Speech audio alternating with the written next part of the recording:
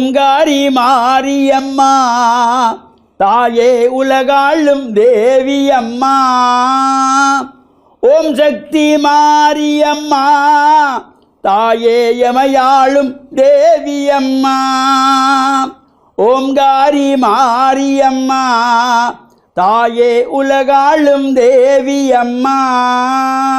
முக்கோணத்தில் உரைபவளே ஷட்கோணத்தில் இருப்பவளே, முக்கோணத்தில் உரைபவளே ஷட்கோணத்தில் இருப்பவளே, மும்மூர்த்திக்கும் தாயான தேவியே. முருகனின் அன்னையே எமக்கும் நீ அன்னையே, ஏற்றினோம் மாவிளக்கு உனக்கேற்றுவோம் மாவிளக்கு. ஓம் சக்தி. ஓம் நமச்சிவாய. மேன்மைகள் சைவ நீதி விளங்குக உலகமெல்லாம். நோயற்ற வாழ்வே குறைவற்ற செல்வம். அந்த நோய் நொடி இல்லாத வாழ்வு இந்த உலக மக்கள் எல்லோரும் வாழ வேண்டும் என்று கலியுகத்தின் காந்தமல ஜோதியாகிய சபரிமலை சுவாமி ஐயப்பனுடைய திருவடிகளை சிறந்தாழ்த்தி டான் தமிழொலி ஓம் தொலைக்காட்சி நேயர்கள் அனைவருக்கும் சர்வதேச இந்து மத குருபீடத்தின் சார்பில் இனிய வணக்கங்களும் நல்லாசிகளும்.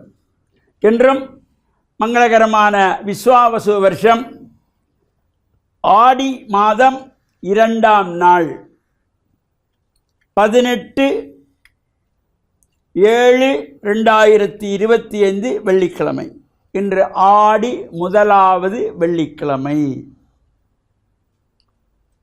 அம்பாள் ஆலயங்களிலே சிறப்பான பூஜைகள், வழிபாடுகள், பொங்கல் வழிபாடுகள், உற்சவங்கள் இவையெல்லாம் செய்யப்படுகின்ற பொழுது அங்கு சென்று வணங்கி வழிபாடு செய்கின்ற அடியவர்களுக்கு எல்லா சிறப்புகளும் கிடைக்குமா. இந்த ஆடிவள்ளியிலே அம்பாள் ஆலயங்களிலே இவ்வாறு விசேஷமான அபிஷேகங்கள் நடைபெறும். அவரவர் முடிந்தவர்கள் அபிஷேகத்துக்குரிய திரவியங்கள், பால், இளநீர், தயிர், பன்னீர் இவையெல்லாம் நமக்கு முடிகிறதோ அவற்றையெல்லாம் கொண்டு சென்று இந்த அபிஷேகத்தை கொடுக்கின்ற பொழுதிலும் அன்னையினுடைய பூரணமான கருணை கடாட்சம் நமக்கெல்லாம் நிறைகின்ற வகையிலே அமைந்திருப்பது இந்த ஆடி மாதத்து வெள்ளிக்கிழமை. இது முதலாவது வெள்ளிக்கிழமை.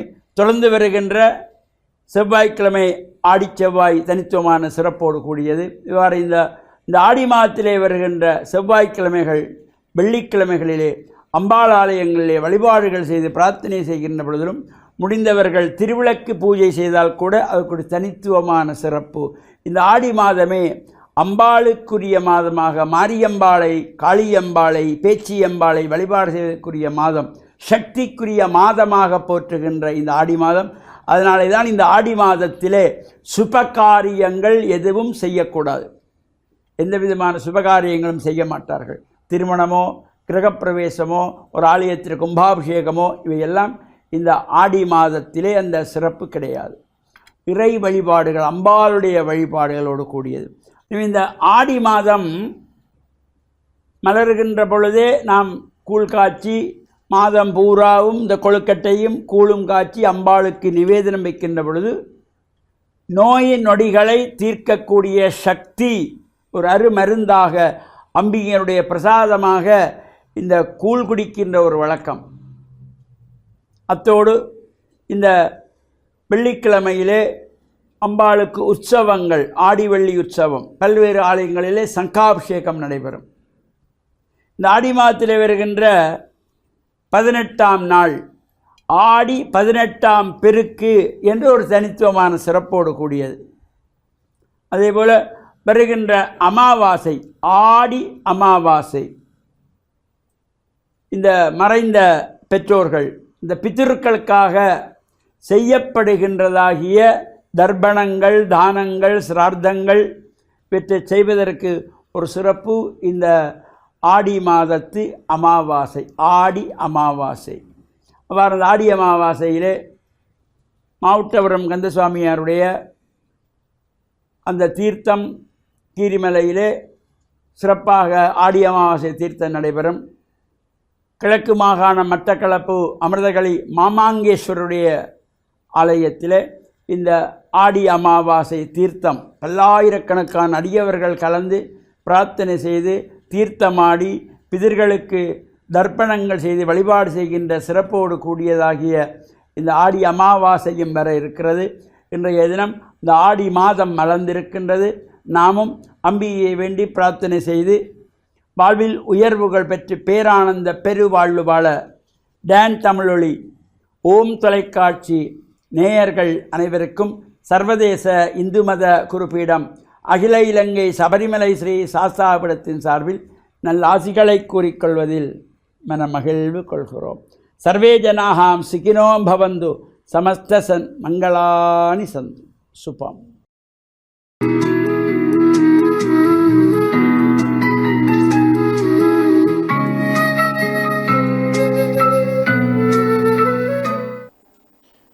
இறை இயேசுவில் என் அன்பு நெஞ்சங்களே, கிறிஸ்தவ நற்சிந்தனை வேளையிலே உங்களை சந்திப்பதிலே பெருமகிழ்வு கொள்கின்றேன்.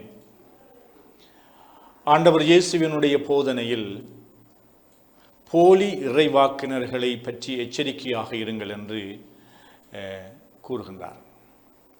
போலி இறைவாக்கினர்கள் எந்த துறையிலும் ஒரிஜினல் டூப்ளிகேட் என்று இருக்கும். உண்மையானது, நல்லது அல்லது போலியானது என்று. இவ்வாறு மக்கள் மத்தியிலும் எங்களோடு அன்பாக நட்பாக பழகின்றவர்கள் அல்லது எங்களுடைய வழிகாட்டிகளாக இருக்கின்றவர்கள் அல்லது எங்களுக்கு கீழே பணியாற்றுகின்றவர்கள் இந்த உறவாடல்களிலே பிரமாணிக்கத்தன்மை உள்ளவர்களாகவும் ஏமாற்றுகின்றவர்களாகவும் இரண்டு தரப்பட்ட மக்கள் அல்லது இரண்டு தரப்பட்ட நடத்தையாக நாங்கள் பார்க்கின்றோம். இதை இயேசு எப்படி புரிய வைக்கின்றார் என்று சொன்னால், நல்ல மரம் நல்ல கனிகளை தரும் என்று. அவருடைய கனிகளிலே இருந்து இவர்கள் நல்லவர்களா இல்லையா, அவர்களுடைய செயல்களிலே இருந்து நாங்கள் கண்டுபிடிக்கலாம். வாழ்க்கையிலே சில வேளைகளிலே நாங்கள் விவேகமாக இருக்க வேண்டிய கட்டாயம் உண்டு. நாங்கள் ஏமாற்றப்படாமல் இருப்பதற்கு தகுந்த விழிப்புணர்வு எங்களுக்கு இருக்க வேண்டும். கிறிஸ்தவ வாழ்விலும் கூட நாங்கள் சமூகத்திலே வாழுகின்றோம். பலரோடு சேர்ந்து இணைந்து நாங்கள் வாழ்கின்றோம். நண்பர்களாக இருக்கலாம் அல்லது எங்களுக்கு தொழில் தருகின்றவர்களாக இருக்கலாம் அல்லது எங்களுக்கு கீழே தொழில் செய்கின்றவர்களாக இருக்கலாம். பலவிதமான மனிதர்களை நாங்கள் சந்திக்கின்றோம், அவர்களோடு உறவாடுகின்றோம், அவர்களோடு உரையாடுகின்றோம், அவர்களுடைய அறிவுரைகளை கூட கேட்கின்றோம். போலி இறைவாக்கினர்களுக்குள்ளேயும் போலியாக இருப்பார்கள். ஆகையினாலே எல்லோரையும் நாங்கள் நம்பக்கூடாது என்பதென்றல்ல, ஆய்ந்து பார்க்க வேண்டும். ஏனென்றால் அவர்கள் எங்களை தவறான பாதையிலே வழிநடத்தி செல்லலாம். அவர்கள் தங்களுடைய சுயநலத்துக்காக அடுத்தவர்களை பயன்படுத்தலாம். அதனாலே அவர்களுடைய ஆலோசனை, அவர்களுடைய வழிநடத்துதல், அவர்களோடு இணைந்து உறவாடுதல் போன்ற இந்த விடயங்களிலே இவர்கள் சரியான பாதையிலே எங்களை வழிநடத்துகின்றார்கள், இவர்கள் எங்களுடைய வாழ்விலே அக்கறை கொண்டிருக்கின்றார்கள் என்று நாங்கள் விவேகமுள்ளவர்களாக கணிப்பீடு செய்ய வேண்டும். எங்களுடைய அறிவை, எங்களுடைய அனுபவத்தை, எங்களுடைய நம்பிக்கை வாழ்வை நாங்கள் மிகவே பயன்படுத்தி நாங்கள் மற்றவர்களோடு பேச வேண்டும், பழக வேண்டும், அவர்களோடு நாங்கள் எங்களுடைய நல்லுறவை ஏற்படுத்த வேண்டும். அதனால் தான் இயேசு கூறுகின்றார், போலி இறைவாக்கினர்களை பற்றி எச்சரிக்கையாக இருங்கள் என்று. சிலர் தலைமை பீடங்களிலே இருப்பார்கள், தங்களுடைய சுயநலத்துக்காகவும் தங்களுடைய லாபத்திற்காகவும் தங்களுடைய பதவி உயர்வுகளுக்காகவும் தங்களுடைய சௌகரியங்களுக்காகவும் மற்றவர்களை பயன்படுத்துவார்கள். அவர்கள் உண்மையானவர்கள் அல்ல, போலியானவர்கள். அதனால் நாங்கள் கடைக்கு போகின்ற பொழுது உண்மையான நல்லதா அல்லது போலியானதா என்று தேர்வு செய்கின்றது போல மற்றவர்களையும் நாங்கள் அவர்களோடு பழகுகின்ற பொழுது நாங்கள் நல்லவர்கள் போலியானவர்கள் என்பதை இனம் கண்டு அவர்களோடு எங்களுடைய உறவாடல்களை தொடர்புகளை ஏற்படுத்த வேண்டும் என்பதுதான் கிறிஸ்துவினுடைய அறிவுரையாக இருக்கின்றது. ஆமென்.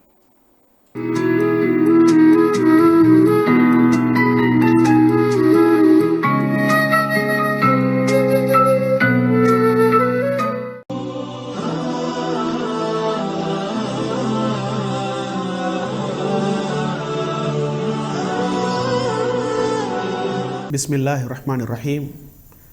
இஸ்லாமிய நற்சிந்தனையோடு இணைந்திருக்கக்கூடிய நேயர்கள், பார்வையாளர்கள் அனைவருக்கும் அஸ்ஸலாமு அலைக்கும் வரஹ்மத்துல்லாஹி வபரகாத்துஹு.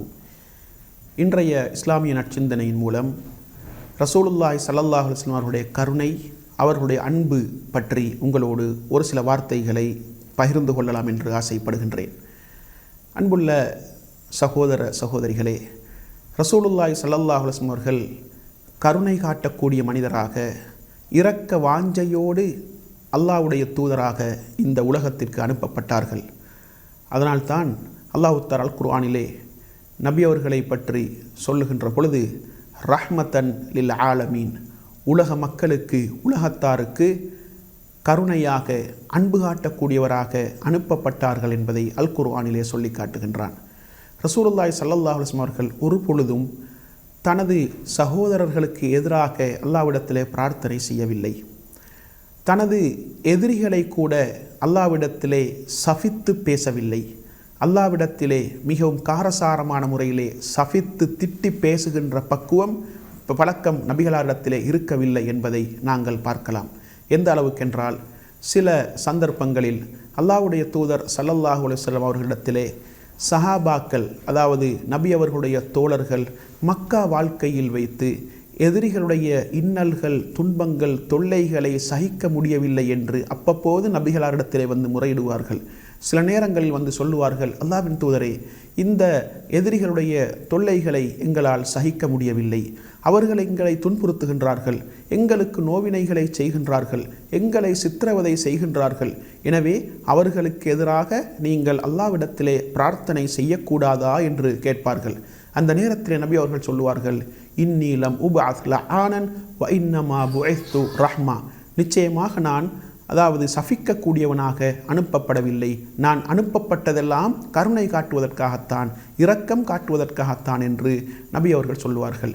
எனவே ஒரு பொழுதும் மனித சமூகத்திலே நபிகளார் ஸல்லல்லாஹு அலைஹி வஸல்லம் அவர்கள் வாழுகின்ற காலத்திலே மக்களோடு கடிந்து கொள்ளவில்லை, மக்களை திட்டி தீர்க்கக்கூடியவர்களாக நபி அவர்கள் இருக்கவில்லை.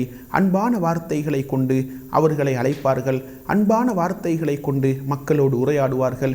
எதிரிகளோடு கூட அன்பான கனிவான வார்த்தைகளோடு பேசக்கூடியவர்களாகத்தான் நபிகளார் ஸல்லல்லாஹு அலைஹி வஸல்லம் அவர்கள் இந்த உலகத்திலே ஒரு முன்மாதிரி மிக்க தலைவராக வாழ்ந்து காட்டினார்கள் என்பதை நாங்கள் புரிந்து கொள்ளலாம். அதே போன்று ரசூலுல்லாஹி ஸல்லல்லாஹு அலைஹி வஸல்லம் அவர்களுடைய கனிவான வார்த்தைகள் தான், அன்பான வார்த்தைகள் தான் மக்களை இந்த மார்க்கத்தின் பால் ஈர்த்தது என்பதை அல் குர்ஆனிலே அல்லாஹ் தஆலா சொல்லி காட்டுகின்றான். இப்படி நபி அவர்களை பார்த்து அல்லாஹ் தஆலா சொல்லுகின்றான், ஃபபிமா ரஹ்மத்தின் மினல்லாஹி லின்த லஹும் வலவ் குன்த ஃபல்லன் கலீதல் கல்பி லம் ஃபல்லு மின் ஹவுலிக. அல்லாஹ்வுடைய கருணையின் மூலம், அல்லாஹ்வுடைய அன்பின் மூலம், இரக்கத்தின் மூலம்தான் நீங்கள் மக்களோடு நளினமான முறையிலே, அன்பான முறையிலே நடந்து கொண்டீர்கள். நீங்கள் கடுகடுப்பாக, கடினமான சித்தமுடையவராக இருந்திருந்தால் மக்கள் உங்களை விட்டும் பிரிந்து சென்றிருப்பார்கள், விரண்டோடி இருப்பார்கள் என்று அல்லாஹ் தஆலா நபி அவர்களை பார்த்து சொல்லுகின்றான். எனவே நபி அவர்கள் எப்பொழுதும் நளினமான முறையில் பேசக்கூடியவர்களாக, அன்பான முறையிலே அரவணைக்கக்கூடியவர்களாக, மனித சமூகத்தை மனித வாஞ்சையோடு அரவணைக்கக்கூடியவர்களாக இருந்தார்கள். அதனால்தான் இந்த மார்க்கம் இன்று வரைக்கும் வாழ்ந்து கொண்டிருக்கின்றது. அன்பான உபதேசங்கள், அழகான அறிவுரைகள், நளினமான அறிவுரைகளை இந்த மார்க்கம் மனித சமூகத்திற்கு சொல்லி இருக்கின்றது. ரசூலுல்லாஹி ஸல்லல்லாஹு அலைஹி வஸல்லம் அவர்கள் அன்பான முறையிலே மக்களை அரவணைத்தார்கள், எதிரிகளை கூட அன்பான முறையிலே அரவணைத்தார்கள் என்ற வரலாறுகளை இந்த மார்க்கம் சொல்லுகின்றது. சில பொழுது சில கிராமவாசிகள் நபி அவர்களோடு கடுமையாக நடந்து கொள்வார்கள், நபி அவர்களுடைய மேலாடையை இழுப்பார்கள், கழுத்திலே அடையாளம் ஏற்படுகின்ற அளவுக்கு கடுமையாக நடந்து கொள்வார்கள். ஆனால் அவர்களை புன்னகையோடு நபி அவர்கள் வரவேற்கக்கூடிய அளவுக்கு பக்குவத்தோடு இந்த உலகத்திலே வாழ்ந்து காட்டினார்கள். எனவே இரக்க வாஞ்சையோடு மனித சமூகத்தை அரவணைத்து மக்களை நல்வழிப்படுத்தி இரக்க கருணை சுபாவத்தோடு மனித சமூகத்திற்கு இந்த மார்க்கத்தை எடுத்து சொன்ன, இந்த மார்க்கத்தை மக்களுக்கு பிரச்சாரம் செய்த, மனித சமூகத்தை நல்வழிப்படுத்திய ஒரு உத்தமராகத்தான் நபிகளார் ஸல்லல்லாஹு அலைஹி வஸல்லம் அவர்களை இஸ்லாம் எங்களுக்கு அறிமுகப்படுத்தி இருக்கின்றது. எனவே அன்பாகவும் நளினமான வார்த்தைகளாலும் நளினமான போக்குகளாலும் இரக்க வாஞ்சையோடும் மக்களை அரவணைத்து மனிதர்களோடு அன்பான முறையிலே நடந்து மனிதர்களோடு இரக்க சுபாவத்தோடு நாங்கள் உறவுகளை பேணி இந்த மார்க்கத்தை பற்றிய ஒரு நல்ல மனப்பதிவை அவர்களுடைய உள்ளத்திலே ஏற்படுத்தி இந்த ஆன்மீக பாதையிலே அல்லாவை நோக்கி அல்லாவுடைய அந்த இறையச்சத்தை நோக்கி பயணிக்கக்கூடியவர்களாக மாறுவதற்கு வல்லவன் ரஹ்மான் எனக்கும் உங்கள் அனைவருக்கும் துணை புரிவானாக. வா ஆகிரு தாவானா அனில் ஹம்துலில்லாஹி ரப்பில் ஆலமீன்.